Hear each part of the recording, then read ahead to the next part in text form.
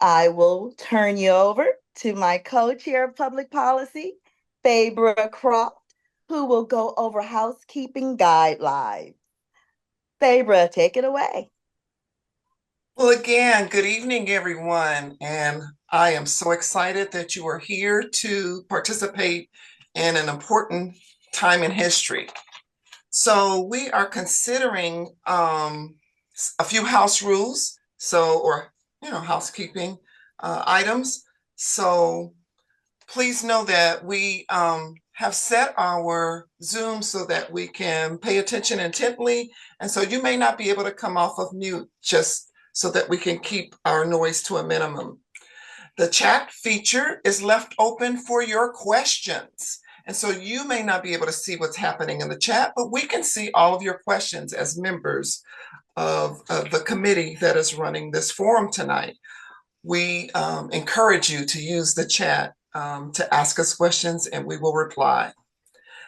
This evening's this evening's forum is being recorded to be shared on our NCBW 100 platform, so you can go back and review some of the information we give to you.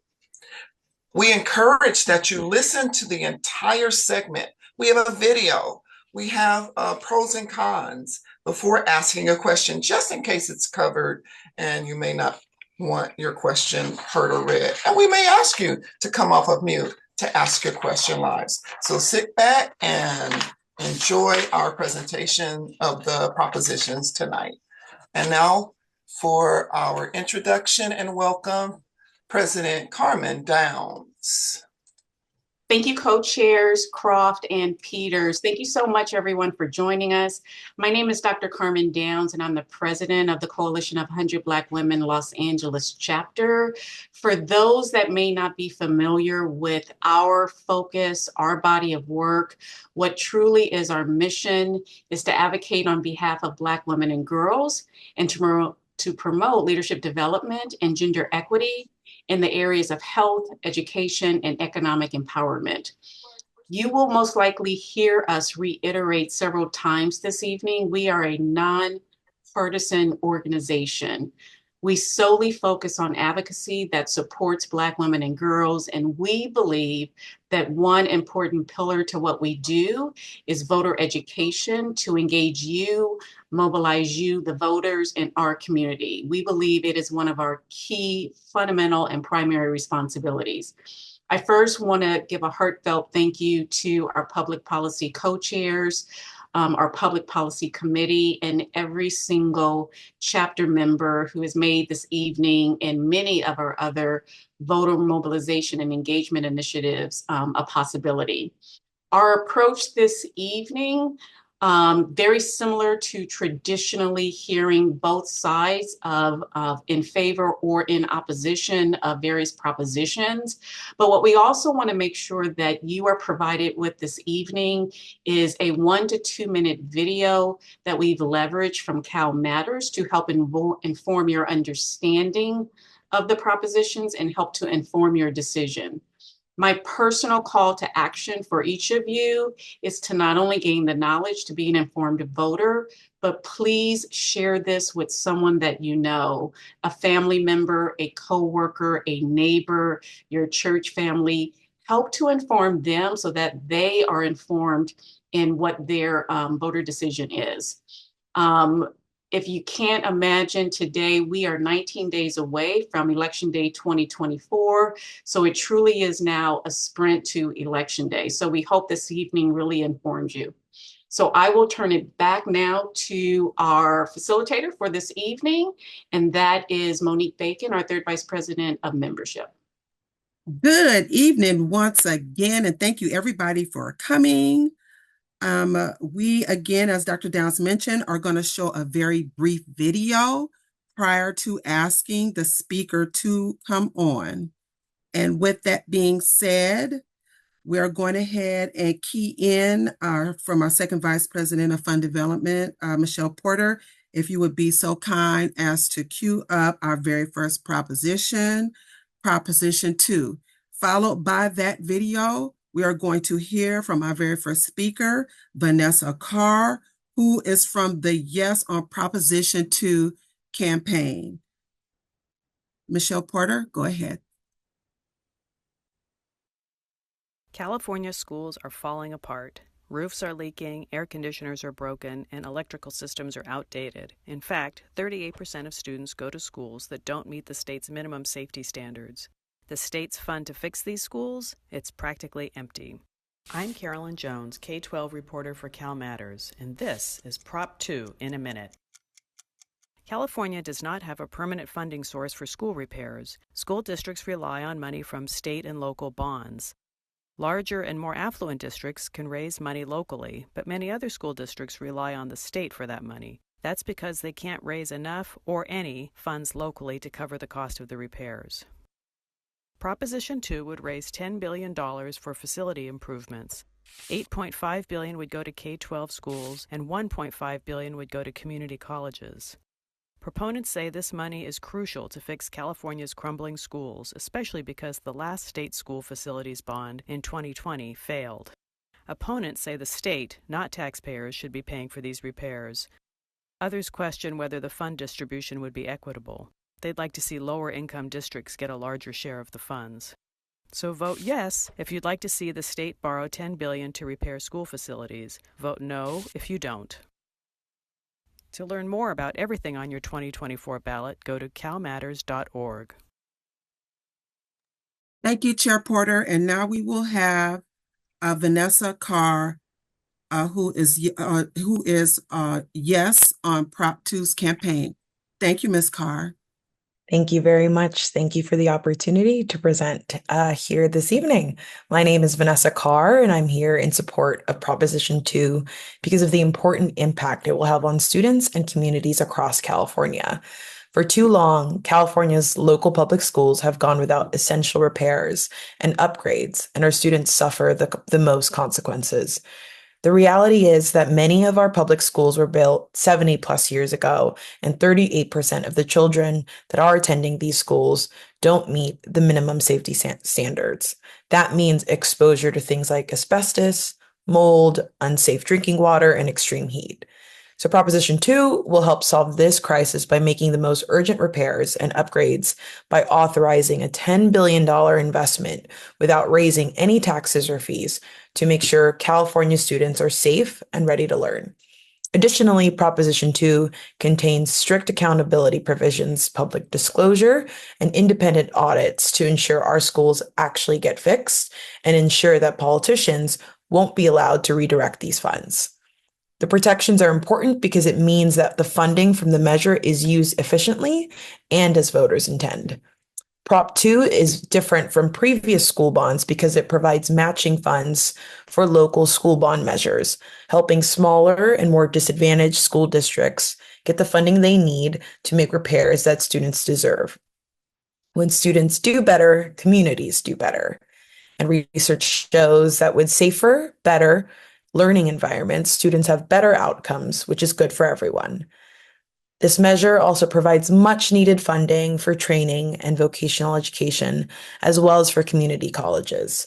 With the cost of four-year universities on the rise, many students can't afford traditional college or are interested in different options.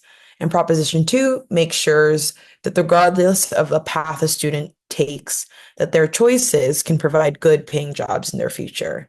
So I'm proud to stand with more than 200 groups and organizations who have endorsed our Proposition 2, and I'm urging voters here today to say and vote yes. And so I'm available and I'm happy to answer any questions you may have. Thank you so much, Ms. Carr, for speaking to yes on Proposition 2 campaign. And we will have you, if you don't mind, just hanging around to the end of the event where we will hold for questions. We did ask for both pro and con speakers. The group for against was not available, so I'm going to read a statement for what the opponents say, information obtained from League of Women Voters. If you vote no, it means Proposition 2 makes taxpayers pay bond interest over many years, and the money will go to wasteful construction projects instead of classroom instruction. And now we will go ahead to Proposition 3 with Dr. Bethune. Dr. Bethune?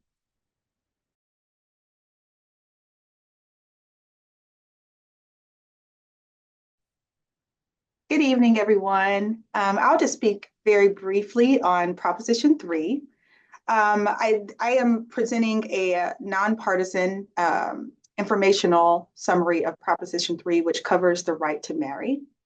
A yes vote for Proposition 3 would enshrine the right to same-sex marriage into the California Constitution, thereby repealing Proposition 8, which was a measure approved by voters in 2008 that defined marriage as being between a man and a woman.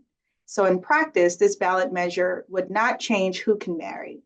A no vote on Proposition 3 would remove all limits on marriage, including between children and close relatives. The fiscal effects projected by Proposition 3 are no change in any revenues or cost. And so thank you for your attention, and I hope we all feel informed to make a great decision. Thank you. My apologies. I forgot to cue in the video for Proposition 3. Please forgive me. If you could be so kind, Chair Porter, as to go ahead and cue that up. Thank you.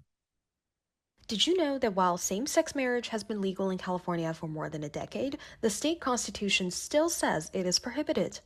That's why some advocates for LGBTQ rights are asking voters to remove the outdated language once and for all.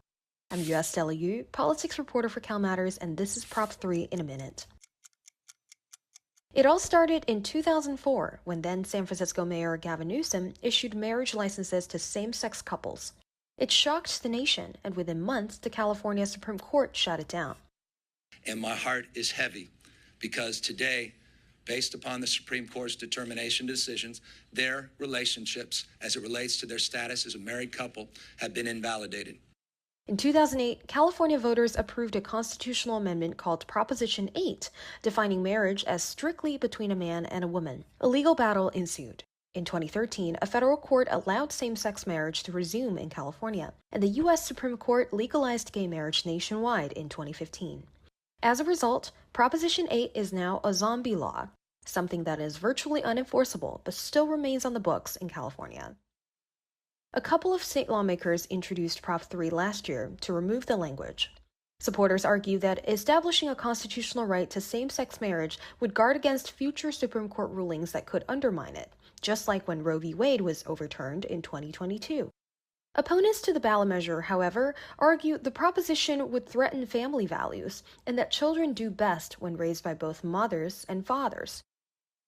They also say the measure would override state marriage laws, even though an analysis by the non-partisan legislative analyst's office found no such thing.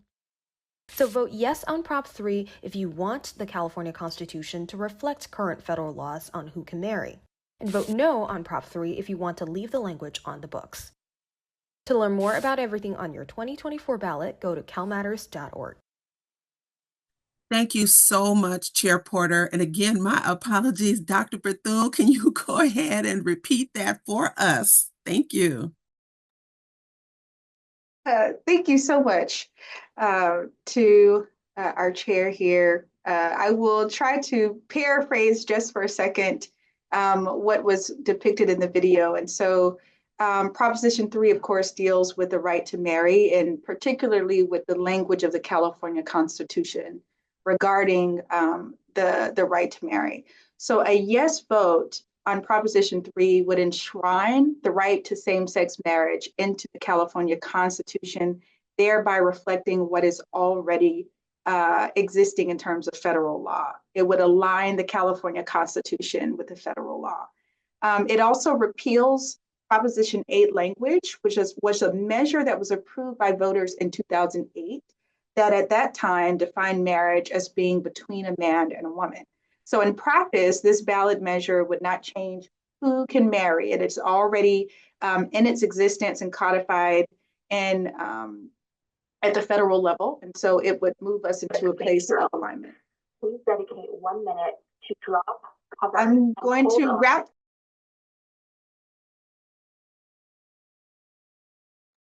Thank you so much, Dr. Bethune, for that. We appreciate it. So now we're going to move to Proposition 4, the Safe Drinking Water Proposition. My apologies. Chair Porter, could you please cue up the video for Proposition 4? More intense heat waves, devastating floods, ferocious wildfires. Californians can't escape the effects of climate change. At the same time, nearly 1 million of them still don't have clean drinking water. That's why environmental groups are pushing for a surge in state funding. I'm Alejandro Lasso, climate reporter for Cal Matters, and this is Prop 4 in a minute. If a majority of voters say yes, Proposition 4 would authorize $10 billion in bonds to fund environmental and climate projects across the state. The measure would give priority to lower-income communities and those most vulnerable to climate change. The biggest chunk of bond money, $1.9 billion, would go to improving drinking water. But there's more. Money would also go to wildfire prevention and extreme heat projects, natural lands and parks, coastal protection, clean energy initiatives, and even agricultural improvements. In total, the cost to taxpayers would be $400 million a year over the next 40 years, meaning we could end up spending $16 billion in the long run, according to the state's non-partisan legislative analysts. Why now? Well, environmental groups and renewable energy advocates have been pushing to spend more, especially after the state scaled back its original climate spending plan. Governor Gavin Newsom and the legislature approved the California climate commitment in 2022, but have since scaled it back by nearly $10 billion after the state faced a massive deficit. Supporters say the threats posed by wildfires, water pollution, and extreme heat are too urgent not to act, but opponents warn that bonds are the most expensive way for the government to pay for these projects. They argue that California should find other ways to finance these initiatives without taking on more debt. So what do you think? Vote yes if you support borrowing $10 billion for climate and environmental projects. Vote no if you think California should not pay for these projects by taking on more debt. To learn more about everything on your 2024 ballot, go to calmatters.org. Thank you, Chair Porter. And now our presenter for the yes and no on Proposition 4 is Coalition Sister Kimberly Pierce. Kimberly Pierce, take it away. Good evening. A yes vote would be for $10 billion in bonds, fund projects that reduce future risk and the costs of damage from disasters. A no vote would current state budgets that should fund these services, lacks accountability and standards of success. The fiscal effects would be to repay the bonds, $400 million per year for 40 years. Thank you. Thank you, Chair Pierce. And now we're going to move to Proposition 5, affordable housing. And with that, we're going to go ahead and cue up the video. In 2022, voters in Berkeley were asked whether they wanted the city to borrow $650 million to fund affordable housing. 59% of the voters who turned out, an overwhelming majority, said yes. The measure failed. How is that possible, and how would a statewide proposition on this year's ballot change the electoral math behind borrowing? Hi, I'm Ben Christopher, housing reporter with Cal Matters, and this is Prop 5 in a minute. Back in the 1970s, Californians voted to make it much harder for local governments to raise taxes or borrow money. Ever since then, whenever a city or county wants to go into debt, they have to get permission from the voters. Not only that, in most cases, they have to win the support of at least 2/3 of voters to win. That's why the bond in Berkeley failed, even though it got 59% of the vote. Prop 5 would reduce the threshold for bonds that fund affordable housing and the whole list of public infrastructure projects. The new cutoff, 55%. Supporters say the current system makes it way too hard for local governments to fund important projects, including affordable housing. They also argue that letting a small minority override the wishes of the majority is just undemocratic. Opponents say the choice to go into debt should be made only when there's a broad agreement across the community, especially since bonds tend to get paid back through higher taxes on property owners. So, vote yes if you want to make it easier for local governments to borrow to fund affordable housing and other infrastructure. Vote no if you want to keep things the way they are. Thank you. And now we will have Chair Twyla Peters to go ahead and speak for and against Proposition 5. Yeah, so what that is saying is that Proposition 5 lower vote threshold on it lowers voting threshold on local housing and infrastructure bonds 55%. So yes would lower local bond measures requirements from 66.67% to 55%.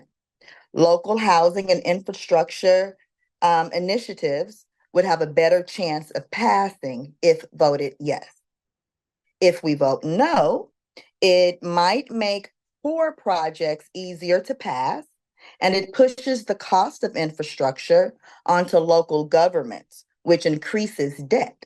So the fiscal effects would then be increased local borrowing to be repaid with higher property taxes. And that's it in a nutshell. Thank you, Chair Peters. And now we're going to have two speakers this time for Proposition 6. But prior to bringing them on, we're going to go ahead and show the video. Chair Porter. California banned slavery when it became a state, but it made an exception. From the beginning, California in its constitution has allowed forced labor as a form of criminal punishment. Today, tens of thousands of prison inmates all over the state are working in a variety of jobs, from firefighters to cooks, for very little pay. That could change if voters pass a ballot measure this November that would change the state constitution to ban any kind of forced work. I'm Wendy Fry, reporter for Cal Matters, and this is Proposition 6 in a minute. Californians are talking about ending forced labor in prisons in part because of the state's reparations task force. That committee was appointed in 2020 to investigate the harmful and long-lasting effects of enslavement on African Americans. It recommended banning forced labor as a way to erase enslavement from the state's founding document. Proposition 6 would amend the California Constitution to prohibit the state from punishing inmates with involuntary work assignments and from disciplining those who refuse to work. There is some uncertainty about how the measure would affect the state budget and prison work programs. Experts say it could open the door to forcing the state to pay more money to inmates with jobs. Today, most of them earn less than 74 cents an hour. Supporters say it's important for voters to put an end to forced labor 174 years after California joined the Union as a free state. They also say the state can avoid the cost of higher inmate pay by creating voluntary prison work programs. There's no registered opposition to the measure. A handful of Republican lawmakers voted against placing the measure on the ballot. Some have raised concerns about the potential cost of raising inmate pay. So vote yes if you want to forbid the state from forcing prison inmates to work. Vote no if you want to keep things the way they are.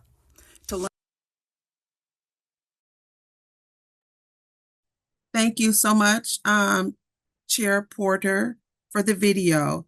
And now we are going to have two speakers who are going to speak to the fore on Proposition 6.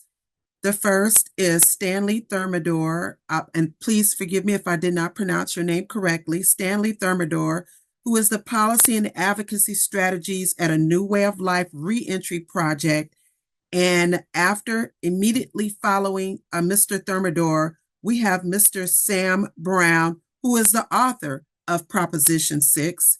And then I will make a statement for the against. So now, Mr. Stanley Thermidor, the floor is yours.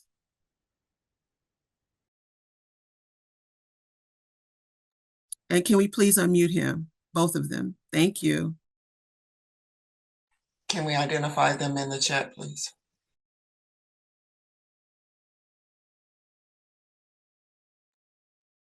Give me the names again. I'm sorry. Can you raise your hand, presenters? Stanley Thermidor, and we apologize for the tech difficulties. Stanley Thermidor and Sam Brown.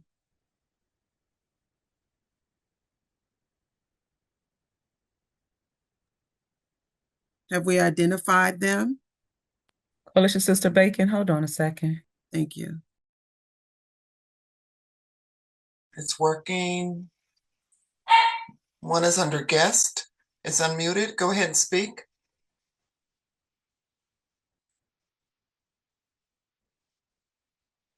So greetings, everybody. My name is Samuel Nathaniel Brown. First, I just want to say thank you to Chair Peters for giving me this invitation to be here to speak with you all tonight.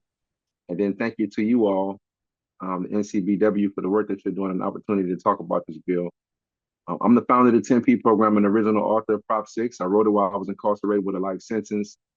And as you heard on the video, it was supported by both sides of the aisle, the majority, and it's also known as the End Slavery in California Act. And the goal or the purpose is to amend Article 1, Section 6 of the California Constitution, which reads, involuntary servitude and slavery are prohibited except as punishment for a crime. And a yes on Prop 6 would end the practice of placing forced labor over rehabilitation. For too many years, individuals have gone to prison because they were casualties long before they were offenders, and the help that they needed that's available inside the rehabilitation programs was set aside in favor of forced labor, washing dishes, pushing brooms, cleaning trash up off the yard, and working for large corporations that contract with the prisons. These practices decimate communities of color by providing incentives to these large organizations such as Walmart, Lens Crafters, Burger King, Nintendo, 3M, you name it, because they use the labor of the incarcerated population. And oftentimes, when the people who are incarcerated get out, they can't even get hired by some of these organizations.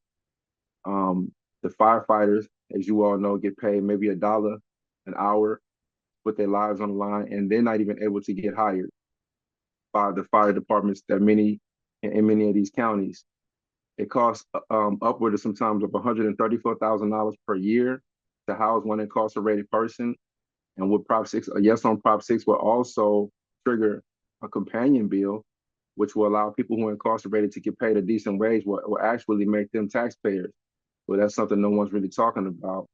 And because slavery has gone on for so long, we've seen so many people tearing down statues and street signs, but we really need to tear down the statutes.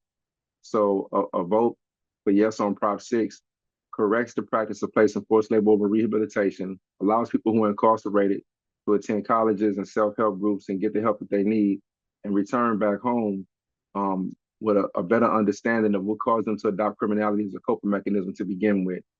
Similar legislation has already been passed in Colorado, Utah, Nebraska, Alabama, and Virginia, and the correctional systems are still functioning. And as stated, there's no real opposition or stated opposition to Prop 6, but we still encourage everybody to remain vigilant because it's not done until it's done. So thank you very much. Thank you so much, Mr. Brown, for your presentation. I'm going to try again to just make sure that our other speaker on 4 for Proposition 6 is not in the gallery. Stanley Thermidor, are you in the gallery? If not, Sam Brown, we would like for you to stay on because we're going to have questions towards the end, sir. We appreciate your presentation. Okay, a last call for Stanley Thermidor on Proposition 6. Okay, we are going to move on to Proposition 32. We are Is there opposition? My apologies. Thank you, Chair Croft. There is an opposition. If you do decide to vote no, a no vote on this measure means involuntary servitude would continue to be allowed as punishment for crime. Thank you so much. And now we're going to move to the next video, Proposition 32. Chair Porter, can you go ahead and cue that? For years, low-wage workers organized around a $15 minimum wage. But by the time California got there in 2022, it already didn't seem enough. The cost of living had skyrocketed. Startup investor and anti-poverty advocate Joe Sandberg wanted a gradual increase to $18 in 2025, but his measure missed a deadline 2 years ago, so it's before voters now. A lot has changed since then. I'm Jeannie Kwong, Capitol reporter for Cal Matters, and this is Prop 32 in a minute. If it passes, it would have a smaller impact than envisioned. In the past 2 years, many businesses have raised wages on their own. Inflation pushed the minimum wage up to $16 this year, and workers in healthcare and fast food have won their own minimum wages beyond $18. But Sandberg, unions, and other advocates say Prop 32 will still help 2 million workers get a raise and afford the basics. According to the MIT Living Wage Calculator, the average single Californian with no children needs to make more than $27 an hour to afford basic needs. Business groups, restaurant owners, and grocers are opposed. They say employers who can't stay afloat will have to cut workers' hours or raise prices. They point to surveys in West Hollywood, where the minimum wage is $19.08, as an example. Now, that is one city.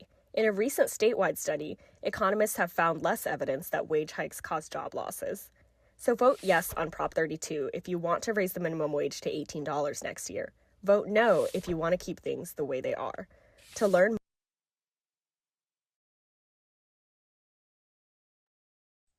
Thank you so much.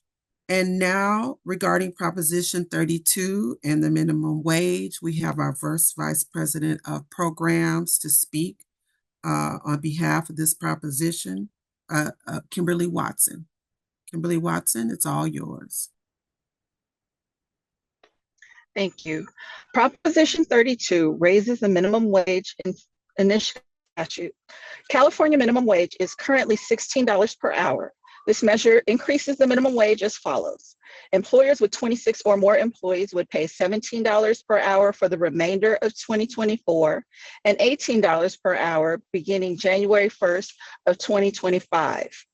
Employers with 25 or fewer employees would pay $17 per hour beginning January 2025 and $18 per hour beginning January 1st, 2026. Therefore, thereafter, as existing law provides, the minimum wage would annually adjust for inflation. Increasing the minimum wage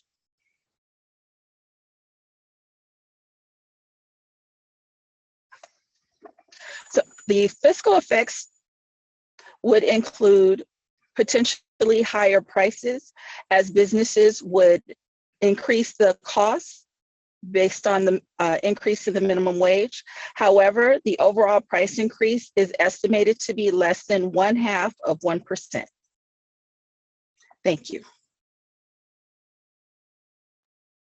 Thank you, First Vice President Kimberly Watson. And now we are going to have the video for Proposition 33 regarding rent control and affordable housing. Chair Porter, if you can go ahead. The rent is too damn high. You've likely heard that refrain as millions of Californians struggle to pay. So, what should we do about it? That will be a question on your ballot this November.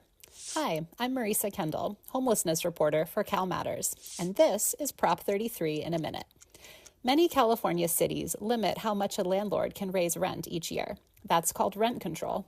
3 decades ago, lawmakers limited those limits. Basically, cities can't impose rent control on single-family homes or apartments built after 1995. That's because of a law known as Costa-Hawkins. Prop 33 would change that, letting cities impose whatever rent control they want. Sound familiar? We've been here before, twice. Similar ballot measures failed in 2018 and 2020. Supporters of Prop 33 say cities should be able to decide whether and how to cap rents. Opponents argue rent control makes rental housing less lucrative, leading to fewer homes getting built. So, vote yes if you want your city to be able to expand rent control. Vote no if you want the state to continue to limit rent control. To learn. Thank you very much. Thank you very much. And now we're going to have London Taylor Jr., Principal Consultant and the Coalition Manager for No on Prop 33 to give us his take. Thank you. Welcome. Good evening, everyone. Thank you for that introduction, and I'm glad to be here before this body. Prop 33, I'm here with the No on Prop 33 campaign. Over the last 5 years, California has enacted some of the most innovative and progressive legislation that really spurred the construction of new and affordable housing. It made it easier to build, such as things we've heard about, such as ADUs.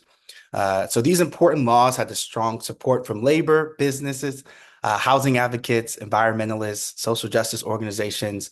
But those laws are in jeopardy right now if these anti-housing advocates get their way this November. In the fine print, tucked into the Justice for Renters Act, it would effectively undo dozens of state housing laws, slowing down new construction and driving up costs for home buyers and renters. This measure has already been rejected twice by voters, as you just saw in the video. And now Michael Weinstein and the AIDS Healthcare Foundation is back with this new version of their bill that's really a Trojan horse. And again, it would undo a lot of progressive housing policy. So what Prop 33 does, right? Few bullet points: it repeals existing housing laws, weakens the strongest statewide rent stability law in the nation, grants local governments the broad authority to supersede California historic statewide renter and eviction protections, authorizes permanent price controls, even on single family homes and condominiums, and making it harder for Black and brown small property owners to maintain their properties. So what Prop 33 does not do is funding for affordable housing or that requirement that it even get built. There's no specific provisions in the measure to actually reduce rent for the most vulnerable, and there's no specific protections for renters, seniors, or veterans. That's all I have. Thank you so much, Mr. Taylor. And please hang around at the end because I'm sure that there is going to be some questions for you. Thank you so much. And next, we are now on Proposition 34. We are almost done before we'll accept questions. Proposition 34, Chair Porter, can you go ahead and play the video for Proposition 34? There's a prop on this year's ballot that has something to do with spending restrictions on healthcare providers and Medi-Cal negotiations and something called the 340B drug pricing program, but really, it's all about this guy. Let me explain.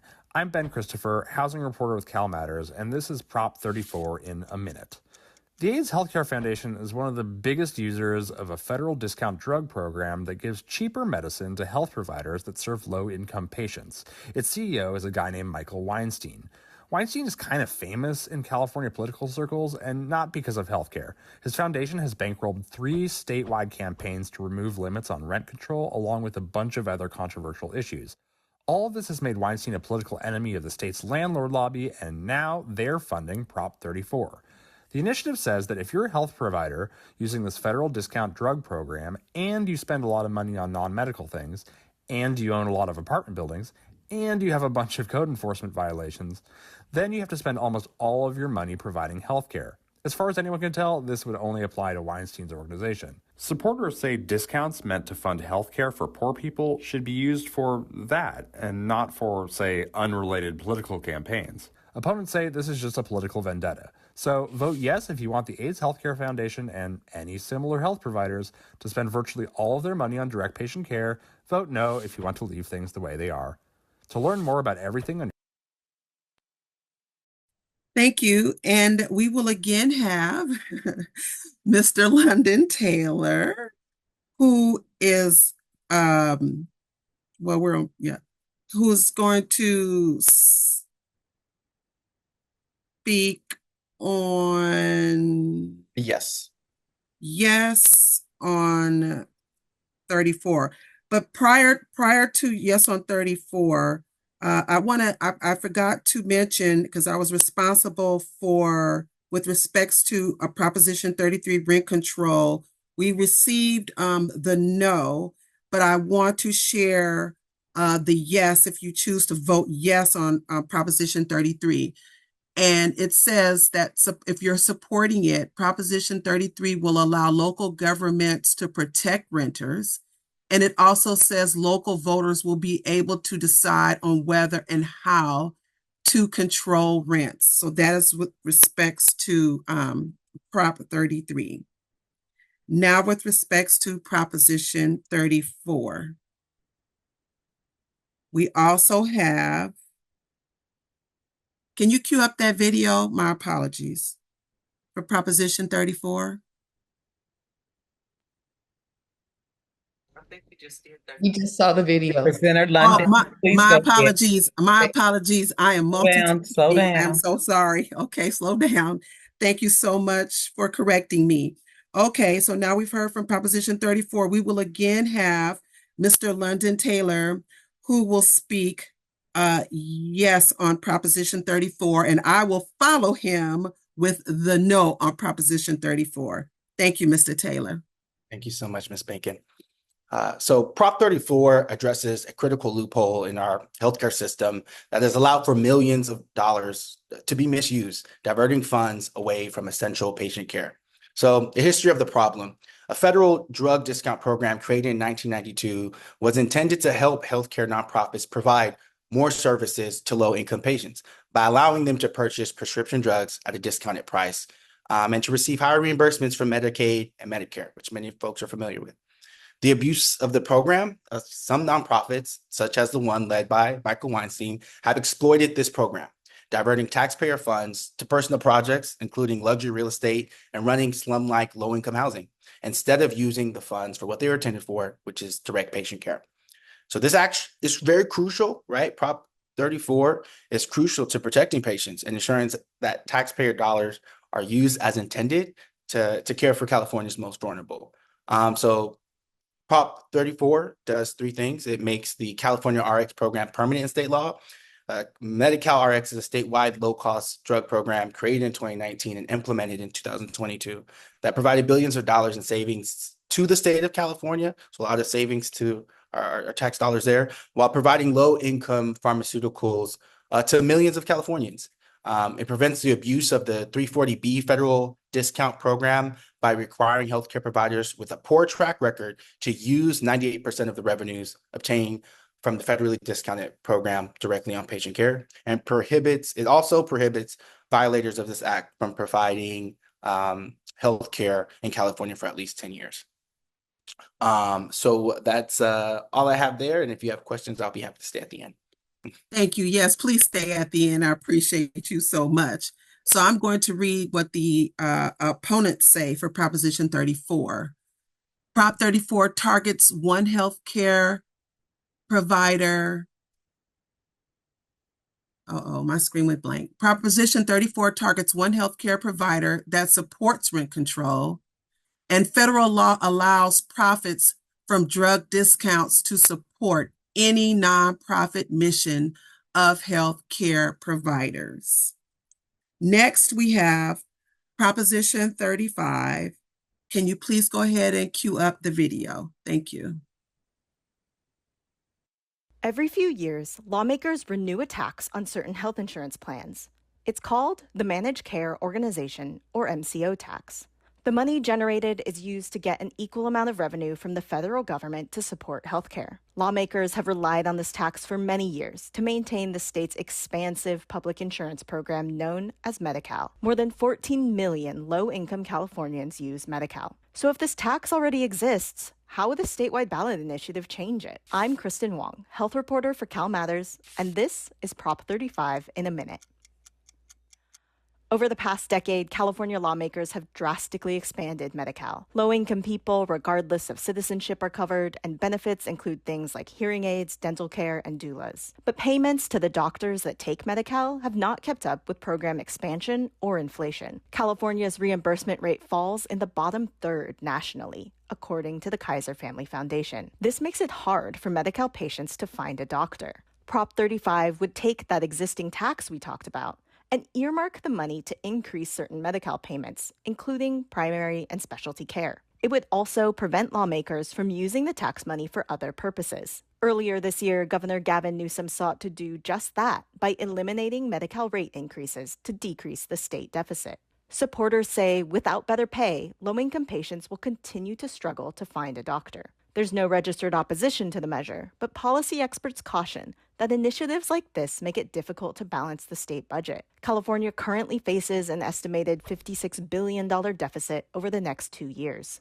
So vote yes if you want to ensure this tax money is spent on Medi-Cal. Vote no if you want to keep things the way they are. Thank you so much. And our presenter for yes on Prop 35 is Dr. Lachey. She is the clinical professor of medicine and pediatrics at UC San Diego. Welcome, Dr. Lachey.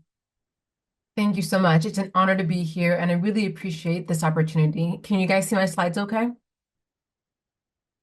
Yes. I got a thumbs up. Okay, Yeah. so thank you. Let's talk about this. Why does this matter to you, the voters? Honestly, California's healthcare system is in crisis. I don't know if any of you have gone into the emergency room lately, but the emergency rooms are overcrowded, with patients sometimes boarding up to a week in the emergency room. We have hospitals and clinics that are closing. More than 40 hospitals have stopped offering labor and delivery services, and patients are struggling to schedule appointments. I'm a pediatrician. I specialize in newborn nursery. I can tell you there was a maternal fetal health center that was closed close to the border here in San Diego. We have more than $30 billion in healthcare funding that's diverted to other purposes over the last 15 years. Like the video said, the crisis, as it always is worse for California's most vulnerable populations. We saw this in COVID. The video said it's 14 million. It's actually more than 15 million rely on Medi-Cal, including more than 50% of children. The lack of adequate funding for Medi-Cal contributes to this crisis because doctors who take Medi-Cal cannot afford to keep their doors open and pay their staff that's caring for these patients. So why is Prop 35? Why is a yes on Prop 35 the answer? First of all, it directly addresses the healthcare issues that I talked about. It includes coverage for children, seniors, low-income families, and individuals with disability. Lack of funding severely limits access to primary care and specialty care. My other hat is I'm a pediatric and adult palliative care physician. So I see patients who are really sick and often need some pain medication to take care of their illness. I see them when they're late to diagnosis because they couldn't afford or they didn't have access to see specialty care. Prop 35 will ensure that the most vulnerable get the access they need and the specialty care that they need. Further, we have a workforce shortage, right? It's hard. These funds will also help expand education and training programs to help with the pipeline of new workers and address workforce shortage. All of this may sound too good to be true, but like the video showed, it has no cost on individual taxpayers. We're actually using existing tax on insurance companies. This permanently extends an existing levy, a tax on health insurance that would actually otherwise expire in 2026. We also make sure, and this is key, that a yes vote on 35 means that these funds cannot be redirected for the non-healthcare purposes. 99% of the funds from this Prop 35 will go directly to patient care access. The 1% that's left over is to administrative tasks to make sure this can be done. Additionally, we're going to make sure that there's annual independent performance audits to make sure that this proposition is doing what it's supposed to be doing. These are some of the people in our coalition for Yes on 35. It's a broad network of people who are in favor of this. Thank you so much. Thank you so much, Dr. Lachey. If you would be so kind as to stay on as well for Absolutely. questions at the end. We appreciate you. And she gave the position of yes. So I want to go ahead and read what it would mean if you voted no. A no vote on this measure means that an existing state tax on health plans would end in 2027 unless the legislator continues it. The new rules would not become law. So I just wanted to go ahead and share that with you. And now we are going to move on to our last proposition, which is Proposition 36. If you would cue up that video. Thank you. 10 years ago, Californians rejected the war on drugs. Instead of long sentences in overcrowded prisons for drug possession and shoplifting, voters chose to make those crimes misdemeanors. But prosecutors, the police, and big box retailers say those changes have made crime worse. In November, voters get to choose. Do they think harsher sentences will prevent crime? And would imposing them really cut down on homelessness? I'm Nigel Duara, justice reporter with Cal Matters, and this is Prop 36 in a minute. Way back in the 2000s, California's government had a problem. Years of three-strike laws had filled prisons beyond their capacities. In 2014, voters passed Prop 47, It made stealing something worth less than $950 into a misdemeanor. It did the same thing to some drug crimes. Prop 36 would unwind some of that, reinstating harsher penalties for some theft and drug crimes. Supporters say the measure would cut down on homelessness by forcing unhoused people into drug treatment. Opponents say the measure will waste hundreds of millions of dollars to lock up people who don't pose a danger to society. So vote yes if you want to increase the penalties on shoplifting and drug possession. Vote no if you want to keep things the way they are. To learn more about every... Thank you very much. And our last speaker for this evening is Mr. Arthur Calloway, manager of Northrop Grumman. Mr. Calloway, go ahead and present on your no vote for Proposition 36.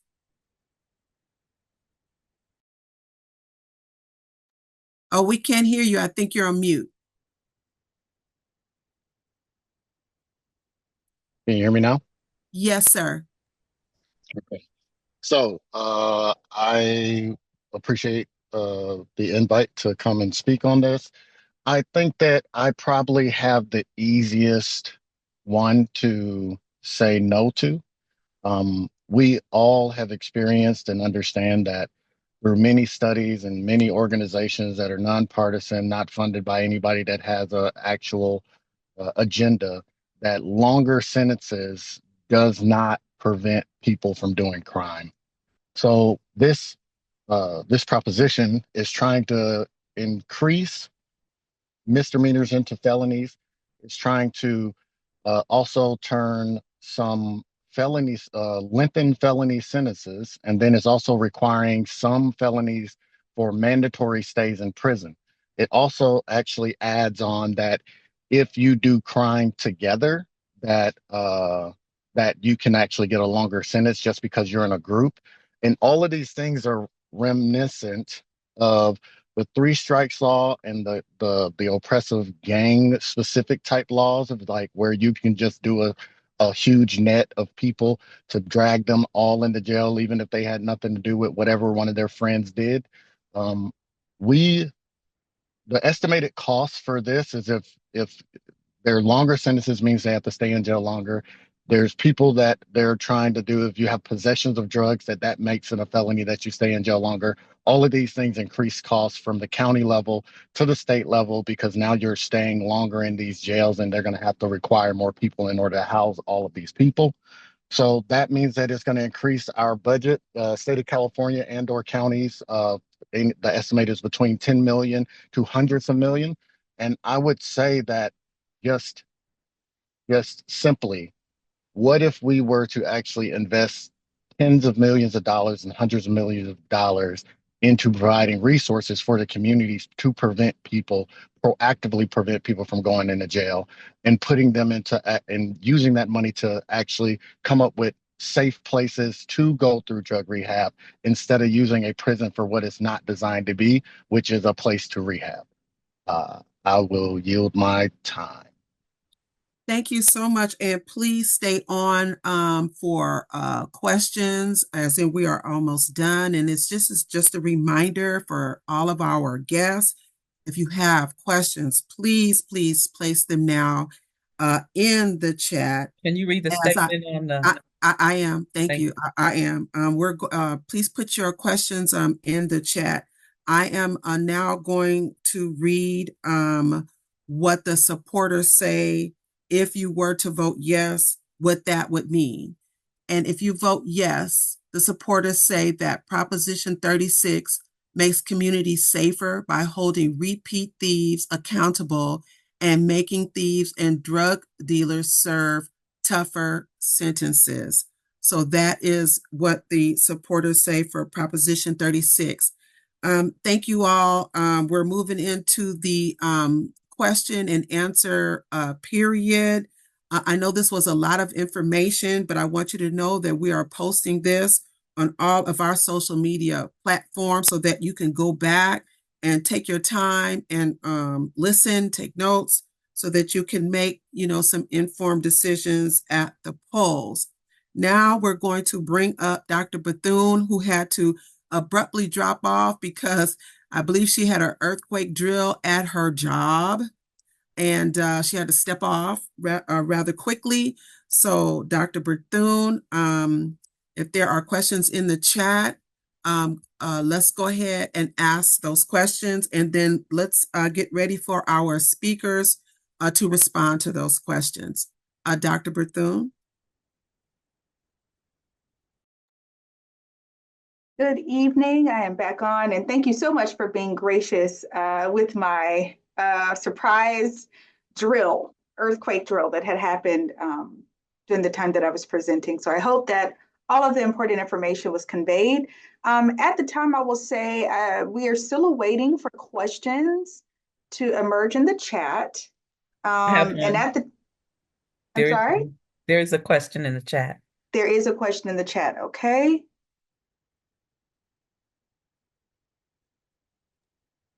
And it's because someone please provide more details about the impact on ADUs in reference to Prop 33.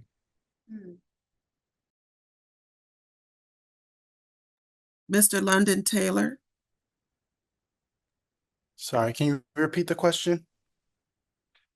Sure. For Prop 33, could you please provide more details about the impact on ADUs? Yeah, so specifically with ADUs, right, we've had several state housing laws. Off the top of my head, they're escaping me, but the state legislature has put a lot of funding into expanding ways that we build housing. So and let me come on, Karen, realize I was off camera. Prop 33, if it passes, would undo those existing state housing laws, right? And so when these ballot measures come through, it's extremely hard to undo that. Specifically I know a lot of folks here in Southern California, I'm in LA, have built ADUs, whether on their family's property, their, mom and dad's property or their own properties to help with this housing crisis. So the Prop 33 would make it harder to build housing.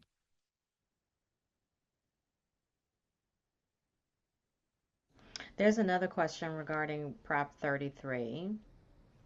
It says, would this apply to every city, county within the state? And then also, would it apply to private rental property owners?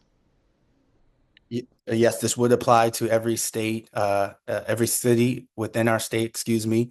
And we've definitely folks like conservative folks in like Huntington Beach would use this to weaponize and actually be able to build less housing due to some of our progressive housing laws, again, that have been passed, requiring a minimum number of houses to be built. So that is definitely a fear. And this would apply to private property owners. And as I mentioned, many of those are folks of color who are using this to advance economically, right? And many folks who are still struggling to recuperate from the pandemic. And in recent years, don't normally increase the rent, right? So there's no carve out for these folks. So this would have a lot of harm on property owners, private property owners. Got it. And I see one other question that came in direct. If Prop 2 will not cost taxpayer dollars, as shared by the speaker, where is the funding coming from? Sorry, I just wanted to get back on camera here. Yeah, I'm happy to answer. Can you repeat the question one more time? Sure. If Prop 2 will not cost taxpayer dollars, as shared by the speaker, where is the funding coming from? Yeah, so Proposition 2, as I said, does not increase state or local taxes. The measure will use existing general fund revenues to make principal and interest payments on the bonds and ensuring that the state prioritizes funding for vital school construction projects. So it'll be utilizing existing and general fund revenues. Awesome. Thank you. I don't see any other questions. Chair Porter, I actually have one for Sam Brown, because I was taking notes as I was listening, but just for clarification, with respects to Proposition 6, did you say that it would change the language in the Constitution, or no? Yes, it would. It would amend the language in the Constitution from involuntary servitude and slavery are prohibited except as punishment for a crime to involuntary servitude and slavery are prohibited. Period. It would get rid of the exception.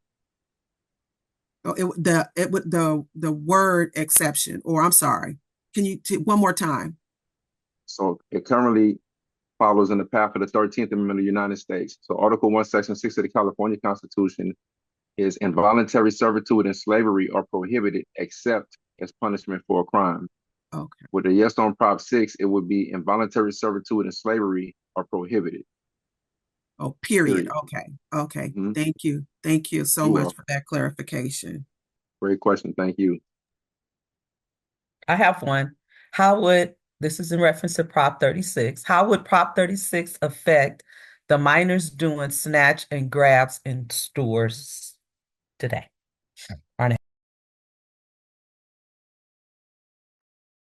Sorry, there is no age limit. All it has to do with is if you're charged as an adult with a misdemeanor or a felony, then this law would apply to you. So it will affect them greatly because now instead of having a misdemeanor, they'll have a felony on the record. Make it harder to get jobs and or anything, and depending on where you live. I have one more regarding, and this is for Prop 6. For other states that abolished forced labor in prisons, what were some positive impacts on working conditions for incarcerated individuals? That's a great question. That's a great question. And so we're actually still observing some of the impacts. There's been legislation to slow the implementation of it down in a couple of the states because they had strong opposition in places like Alabama, Tennessee, which basically are like conservative or red type states. And there's been like lawsuits and stuff filed to slow down it. Their departments of corrections implementing them. But in the other states that haven't been dealing with that, there's been smooth sailing. There hasn't been any I won't say it like a noticeable change, but any big disruption in their systems. People who are incarcerated now have the ability to choose going to college versus being forced to go wash dishes, going to Alcoholics Anonymous or Narcotics Anonymous, cognitive behavioral therapy versus going to pick up trash on the yard. And that's been the extent of it thus far. It's fairly new. We've never known a country without slavery because it's been in our prison system since forever. Thank you. I have one more. Are smash and grabs a misdemeanor? I'm gonna refrain from that one. That's for Prop 36. Art? So a misdemeanor, whether a stealing is classified as a misdemeanor or a felony, depends on how much you stole. So I think the number is $950 or more is a felony. If it's below that, then it would be a misdemeanor. But just, that's off the top of my head.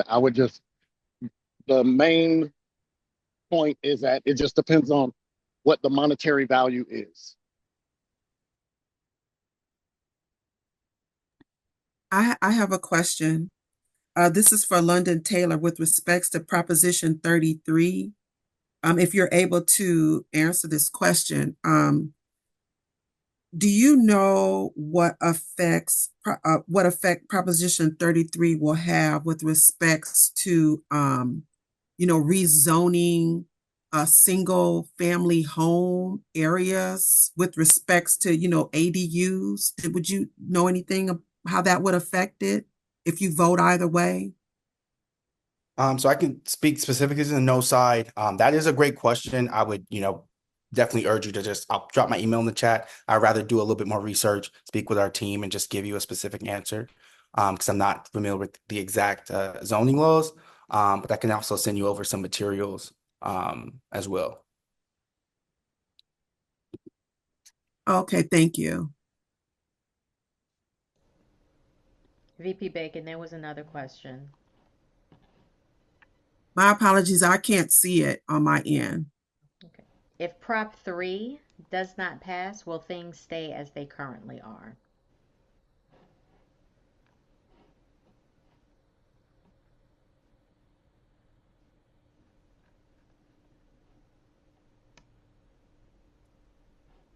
Since we don't have an individual who was from the For or Pro campaign, the only thing that we can mention at this point is that, and just reiterating the yes or no a stance on it. That's all we can offer at this time. Again, a yes vote on this measure means that the language in California, in the California's Constitution, would be updated to match who currently can marry. That's the thing. It'll update it, and there would be no change in who can marry. And Right. I then think the language will stay the same, correct?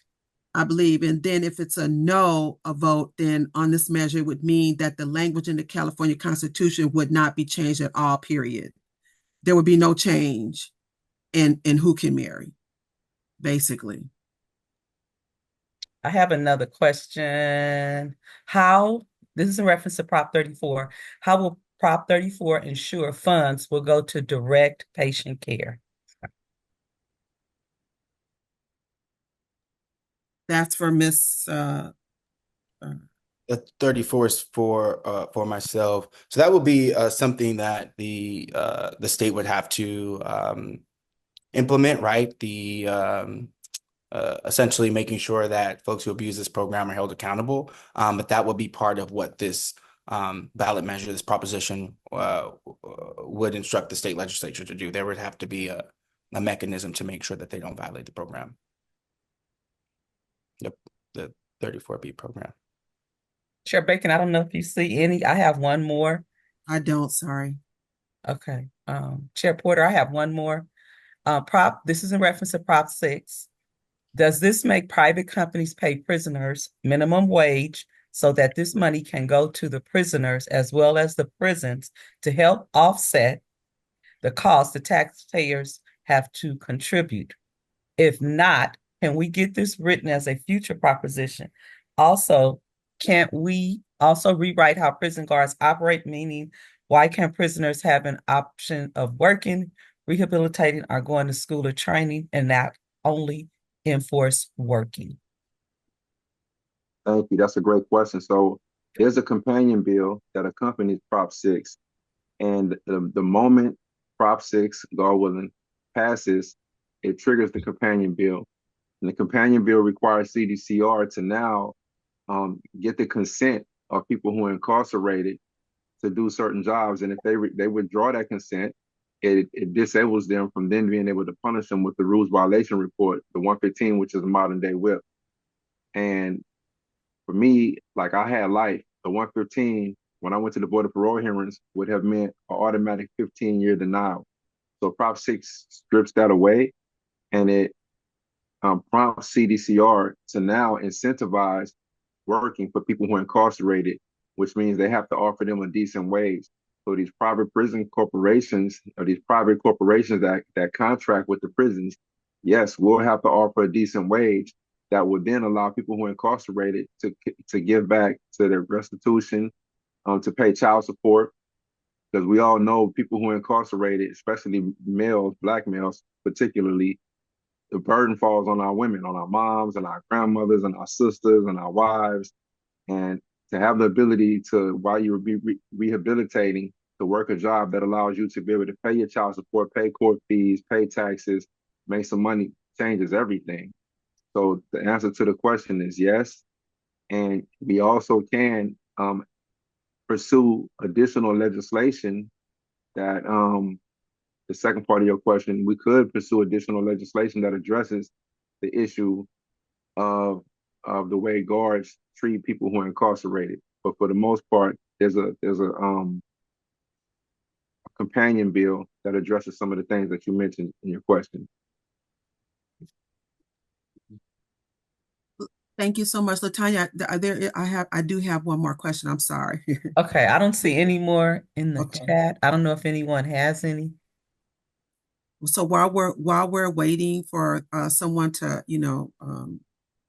ask another question in our audience, I do have one for Proposition 35 for Dr. Lachey. It's just a question because I heard you mention that if I think if you vote yes, and maybe you can clarify this, the Proposition 35 would prevent the state from redirecting the funds for non-health care purposes. Am I saying that correctly? Can you You're elaborate on that a little bit for Yeah, us?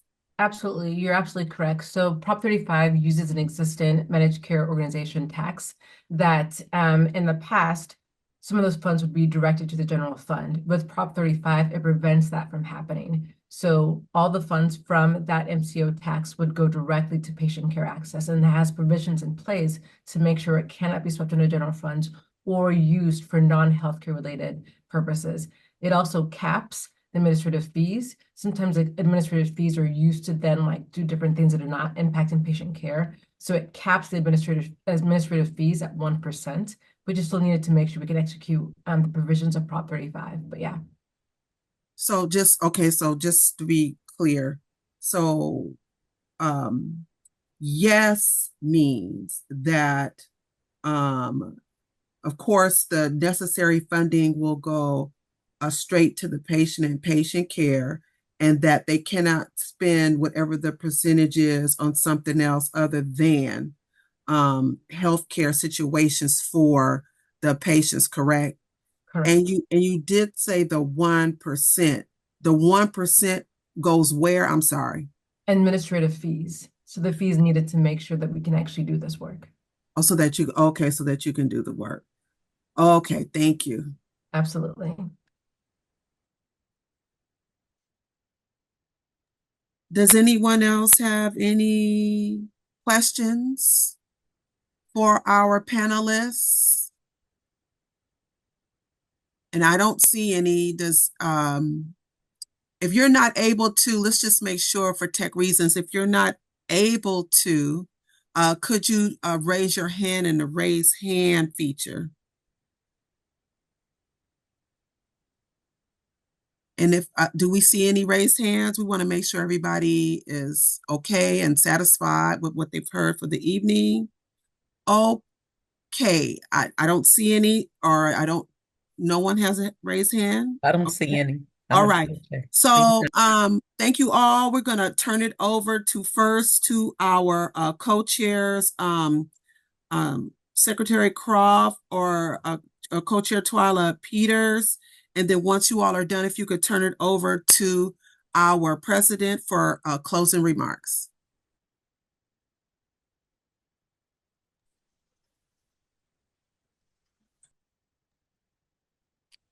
What an awesome forum. It was phenomenal. I'd like to first thank everyone that logged on. I'm hoping that it was very informative and that each of you takes something back that you could use during this voter process. Again, thank you for attending this nonpartisan event, but I do want to make one announcement. Next Thursday, October 24th, we will be logging on for our candidates forum. So we will definitely get that flyer out to you. Is there anything that Co-Chair Croft would like to mention? Before I bring on our president to close us out, I want to thank you for reaching out to some very well spoken and passionate members representing these propositions. We're in good shape if we can just take our message that we heard this evening and move forward. President Downs, close us out, please. Thank you, everyone. And I feverishly grabbed the link, co-chairs Croft and Peters, for next week's candidates forum. So again, another shameless plug. Again, the Coalition of 100 Black Women, during this election cycle, our goal is to engage voters, to mobilize voters, to educate voters so that you can make an informed decision. So remember what I said at the very beginning, our call to action, my call to action for you all is to not only get informed, but also to spread the knowledge that you've gained this evening. Again, as of today, I can't believe it, we are 19 days away from Election Day, and that sprint begins today. A very special thank you to our public policy co-chairs, Croft and Peters, our public policy committee, and all of our members for attending this evening, and especially for all of our guests that spoke. Please, please, please follow us on our social platforms at 100 Black Women LA, where you will find not only a full recording of tonight's session on our YouTube channels, but also you can replay the live version as well to continue to inform your vote. Again, I just want to do another shameless plug for our candidates forum next week, where you will hear from a variety of candidates seeking state, local, and judicial seats. So with that, thank you, everyone. Have a great evening. And I know you will all now be more informed voters. Thank you. Thank you. Have a good evening, everyone. Thank you. Thank you. Great Thank you. night. Good Likewise. night. Thank you, Thank you to Dr. we appreciate our speakers so much. Thank you. Thank you Absolutely. all. Thank you. Thank